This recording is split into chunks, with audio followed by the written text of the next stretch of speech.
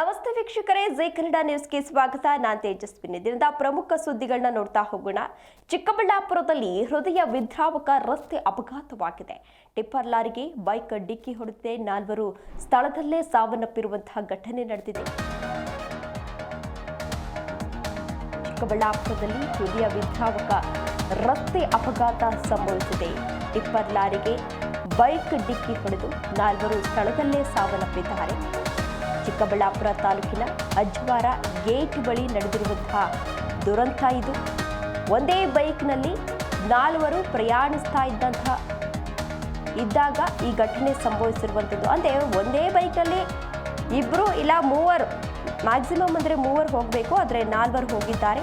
ಮೃತರು ಚಿಕ್ಕಬಳ್ಳಾಪುರದ ಅಜ್ವಾರ ಗ್ರಾಮದ ಯುವಕರು ಎನ್ನಲಾಗ್ತಾ ಇದೆ. ಕುಟುಂಬಸ್ಥರ ಆಕ್ರಂದನ ಈಗಾಗಲೇ ಮುಗಿಲು ಮುಟ್ಟಿದೆ. ಗ್ರಾಮದಲ್ಲಿ ನೀರವ ಮೌನ ಆವರಿಸಿದೆ. ಮನೋಜ್, ನರಸಿಂಹಮೂರ್ತಿ, ನಂದೀಶ್ ಹಾಗೂ ಅರುಣ್ ಮೃತ ಯುವಕರಾಗಿದ್ದಾರೆ. ನರಸಿಂಹಮೂರ್ತಿ ಮತ್ತು ನಂದೀಶ್ ಏನಿದ್ರು ಅವರಿಬ್ಬರು ಕೂಡ ಅಣ್ಣ ತಮ್ಮಂದಿರು. ಅಜ್ವಾರ ಕ್ರಾಸ್ ಬಳಿ ತಿರುವು ಪಡೆಯುವ ವೇಳೆ ಈ ಅಪಘಾತ ಸಂಭವಿಸಿದೆ.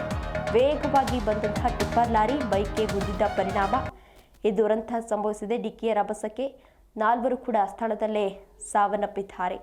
ನರಸಿಂಹಮೂರ್ತಿ ಕೇವಲ 6 ತಿಂಗಳ ಹಿಂದಷ್ಟೇ ಪ್ರೀತಿಸಿ ಮದುವೆ ಆಗಿದ್ರು. ಕುಟುಂಬಸ್ಥರ ಆಕ್ರಂದನ ಈಗಾಗಲೇ ಮುಗಿಲು ಮುಟ್ಟಿದೆ. ಗ್ರಾಮದಲ್ಲಿ ನೀರವ ಮೌನ ಆವರಿಸಿದೆ. ಇಷ್ಟು ದೊಡ್ಡ ಮಕ್ಕಳನ್ನ ಕಳ್ಕೊಂಡಾಗ ಆ ಪೋಷಕರಿಗೆ ಎಷ್ಟು ಪ್ರಮಾಣದಲ್ಲಿ ನೋವಾಗುತ್ತೆ ಅಂದರೆ ನಿಜವಾಗ್ಲೂ ಕೂಡ ಊಹಿಸ್ಲಿಕ್ಕೆ ಸಾಧ್ಯ ಇಲ್ಲ. ಅಂದರೆ ಒಂದು ಬೈಕ್ನಲ್ಲಿ 1 ಇಲ್ಲ 2 ಹೋಗಬಹುದು, ಎಷ್ಟು ಅಂದರೆ 3 ಜನ ಹೋಗಬಹುದು. ಇಲ್ಲಿ 4 ಜನ ಹೋಗಿದ್ದಾರೆ. ಅದರಲ್ಲೂ ಅಣ್ಣ ತಮ್ಮ 2 ಕೂಡ ಹೋಗಿದ್ದಾರೆ. ಅವರು ಕೂಡ ಸಾವನ್ನಪ್ಪಿದ್ದಾರೆ. ಪೋಷಕರ ಆಕ್ರಂದನ ಈಗಾಗಲೇ ಮುಗಿಲು ಮುಟ್ಟಿದೆ. ಸ್ಥಳಕ್ಕೆ ಪೊಲೀಸರು ಕೂಡ ಆಗಮಿಸಿ ಸ್ಥಳ ಪರಿಶೀಲನೆಯನ್ನು ನಡೆಸಿದ್ದಾರೆ. ಕುಶಲ್ ಚೌಕ್ಸೆ ಭೇಟಿ ನೀಡಿ ಪರಿಶೀಲನೆಯನ್ನು ನಡೆಸಿದ್ದಾರೆ. ಚಿಕ್ಕಬಳ್ಳಾಪುರ ಗ್ರಾಮಾಂತರ ಠಾಣೆ ಪೊಲೀಸರು ಈಗಾಗಲೇ ಸ್ಥಳದಲ್ಲಿ ತನಿಖೆಯನ್ನು ಕೂಡ ಆರಂಭಿಸಿದ್ದಾರೆ. ಅಪಘಾತಕ್ಕೆ ಕಾರಣವಾದ ಟಿಪ್ಪರ್ ಚಾಲಕನ ಕುರಿತು ತನಿಖೆಯನ್ನು ಮುಂದುವರೆಸಿದ್ದಾರೆ.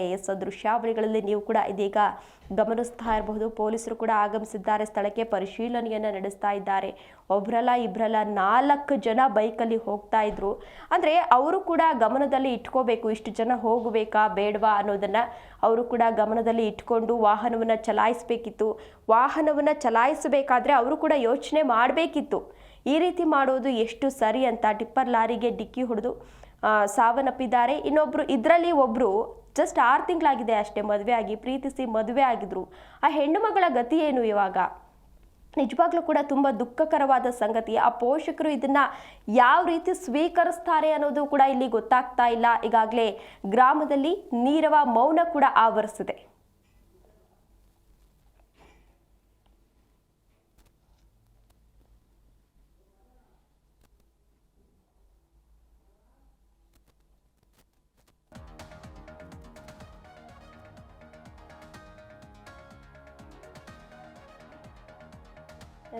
ನೀವು ಕೂಡ ದೃಶ್ಯಾವಳಿಗಳಲ್ಲಿ ಇದೀಗ ಗಮನಿಸ್ತಾ ಇರಬಹುದು. ಅಲ್ಲಿ ಈ ಪೋಷಕರ ಆಕ್ರಂದನ ಯಾವ ರೀತಿ ಇದೆ ಅನ್ನೋದನ್ನು ಗಮನಿಸ್ತಾ ಇರಬಹುದು. ಅದು ಯಾವ ರೀತಿ ಅವರು ಅದನ್ನು ಎಕ್ಸೆಪ್ಟ್ ಮಾಡ್ತಾರೆ, ನನ್ನ ಮಗ ಇಲ್ಲ ಅನ್ನೋದನ್ನು ಯಾವ ರೀತಿ ಎಕ್ಸೆಪ್ಟ್ ಮಾಡ್ತಾರೆ ಅನ್ನೋದು ಕೂಡ ನಿಜವಾಗ್ಲೂ ಗೊತ್ತಾಗ್ತಾ ಇಲ್ಲ ಅಲ್ಲಿ. ಅದರಲ್ಲೂ 4 ಜನ, ಅದರಲ್ಲೂ ಅಣ್ಣ ತಮ್ಮ 2 ಕೂಡ ಸತ್ತೋಗಿದ್ದಾರೆ ಎನ್ನುವ ಮಾಹಿತಿ ಕೂಡ ಇದೀಗ ಲಭ್ಯವಾಗ್ತಾ ಇದೆ. ಈ ನರಸಿಂಹಮೂರ್ತಿ ಏನಿದ್ರು ಅವರು ಜಸ್ಟ್ ಮದುವೆ ಆಗಿ 6 ತಿಂಗಳು ಅಷ್ಟೇ ಆಗಿರೋದು. 6 ತಿಂಗಳ ಹಿಂದಷ್ಟೇ ಪ್ರೀತಿಸಿ ಮದುವೆ ಆಗಿದ್ರು. ಒಬ್ಬ ಮಕ್ಕಳು ಅಂದರೆ ನಮ್ಮ ಎದೆ ಎತ್ತರಕ್ಕೆ ಬಂದಂತಹ ಮಕ್ಕಳನ್ನು ಕಳೆದುಕೊಂಡ್ರೆ ಎಂಥ ದುಃಖ ಆಗುತ್ತೆ ಅನ್ನೋದು ನಿಜವಾಗ್ಲೂ ಕೂಡ ಆ ಪೋಷಕರಿಗೆ ಗೊತ್ತಿರುತ್ತೆ, ಆ ಕಳ್ಕೊಂಡವ್ರಿಗೆ ಗೊತ್ತಿರುತ್ತೆ ಅದ್ರ ಬೆಲೆ. ಈ ಮಕ್ಕಳು ಕೂಡ ಪೋಷಕರ ಬಗ್ಗೆನೂ ಕೂಡ ಯೋಚನೆ ಮಾಡಬೇಕಾಗಿತ್ತು. ಅಂದರೆ ಎಲ್ಲಿಗೆ ಹೋಗಬೇಕಾದ್ರೂ ಕೂಡ ನಾವು ಸರಿಯಾದ ರೀತಿಯಲ್ಲಿ ಹೋಗ್ತಾ ಇದ್ವಿ. ಅದು 4 ಜನ ಹೋಗೋದು ಅಂತಂದರೆ ಅಷ್ಟು ಈಸಿ ಅಲ್ಲ. ಈ ಮಕ್ಕಳನ್ನ ಇಟ್ಕೊಂಡು ಹೋಗೋದ್ರಲ್ಲೇ, ಅಂದರೆ ಮಕ್ಕಳನ್ನ ಕೂರಿಸ್ಕೊಂಡು ಹೋಗೋದ್ರಲ್ಲೇ ತಪ್ಪು ಅಂತ ಹೇಳ್ತಿರ್ತಾರೆ. ಅಂಥದ್ರಲ್ಲಿ ಯುವಕರು, ಬುದ್ಧಿ ಇರೋ ಅಂಥವ್ರು, ಇವರು 4 ಜನ ಹೋಗಿದ್ದು ಎಷ್ಟು ಸರಿ? ಮನೋಜ್, ನರಸಿಂಹಮೂರ್ತಿ, ನಂದೀಶ್ ಹಾಗೂ ಅರುಣ್ 4 ಕೂಡ ಮೃತಪಟ್ಟಿರುವಂತಹ ಯುವಕರಾಗಿದ್ದಾರೆ. ಈಗಾಗಲೇ ಕುಟುಂಬಸ್ಥರ ಆಕ್ರಂದನ ಕೂಡ ಮುಗಿಲು ಮುಟ್ಟಿದೆ. ಗ್ರಾಮದಲ್ಲಿ ನೀರವ ಮೌನ ಆವರಿಸಿದೆ. ಅಂದರೆ ಇತ್ತೀಚಿನ ದಿನಗಳಲ್ಲಿ ಆಕ್ಸಿಡೆಂಟ್ ಕೇಸ್ಗಳು ಏನಿದೆ ದಿನದಿಂದ ದಿನಕ್ಕೆ ಹೆಚ್ಚಾಗ್ತಾ ಇದೆ. ಅಂದರೆ ಇಷ್ಟೆಲ್ಲ ಗೊತ್ತಿದ್ರೂ ಕೂಡ ಆ ಯುವಕರು 4 ಜನ ಹೋಗುವಂತಹ ಅವಶ್ಯಕತೆಯಾದರೂ ಏನಿತ್ತು ಅನ್ನೋದು ಇಲ್ಲಿ ಮೂಡ್ತಾ ಇರುವಂತಹ ಪ್ರಶ್ನೆ. ಚಿಕ್ಕಬಳ್ಳಾಪುರದಲ್ಲಿ ನಡೆದಿರುವಂತಹ ಘಟನೆ ಇದು. ಪ್ರಯಾಣಿಸ್ತಾ ಇದ್ದಾಗ ಒಂದೇ ಬೈಕ್ನಲ್ಲಿ 4 ಪ್ರಯಾಣಿಸ್ತಾ ಇದ್ದಂತಹ ನಡೆದಿರುವಂತಹ ಘಟನೆ ಇದು. ಅಜ್ವಾರ ಗೇಟ್ ಬಳಿ ಈ ದುರಂತ ಸಂಭವಿಸಿದೆ. 4 ಈಗಾಗಲೇ ಸ್ಥಳದಲ್ಲೇ ಸಾವನ್ನಪ್ಪಿದ್ದಾರೆ. ಪೋಷಕರ ಆಕ್ರಂದನ ಕೂಡ ಈಗಾಗಲೇ ಮುಗಿಲು ಮುಟ್ಟಿರುವಂಥದ್ದು.